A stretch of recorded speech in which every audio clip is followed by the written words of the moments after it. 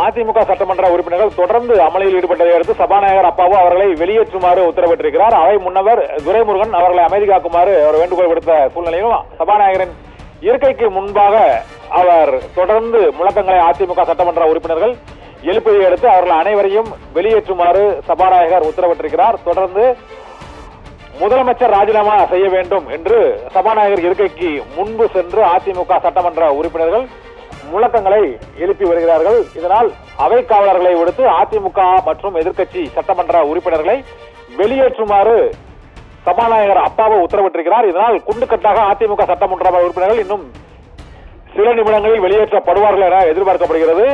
கையில் பதாகைகள் மற்றும் துண்டு பிரசுரங்கள் ஆகியவற்றுடன் அதிமுக சட்டமன்ற உறுப்பினர்கள் சபாநாயகர் இருக்கை முன்பாக சென்று முழக்கங்களை எழுப்பியதை அடுத்து அவர்களை சட்டப்பேரவையில் இருந்து வெளியேற்றுமாறு அவை காவலர்களுக்கு சபாநாயகர் அப்பாவு உத்தரவிட்டிருக்கிறார். இதனால் சட்டப்பேரவையில் இருந்து அதிமுக சட்டமன்ற உறுப்பினர்கள் வெளியேற்ற நடவடிக்கைகள் தொடங்கியிருக்கின்றன.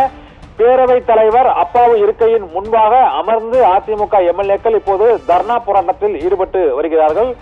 தர்ணா போராட்டத்தில் ஈடுபட்டு வருவதுடன் ஒத்திவைப்பு தீர்மானத்தை, கவன ஈர்ப்பு தீர்மானத்தை உடனடியாக விவாதத்திற்கு எடுக்க வேண்டும் என்றும், கேள்வி நேரத்தை ஒத்திவைத்து விசச்சாராய பலி தொடர்பான விவாதத்தை நடத்த வேண்டும் என்று அதிமுக சட்டமன்ற உறுப்பினர்கள் தொடர்ந்து வலியுறுத்துகிறார்கள். அதற்கு அனுமதி இல்லாமல் அவைக்காரர்கள் குண்டுகட்டாக வெளியேற்றும் காட்சியை தான் இப்போது நாம் பார்த்துக் கொண்டிருக்கிறோம்.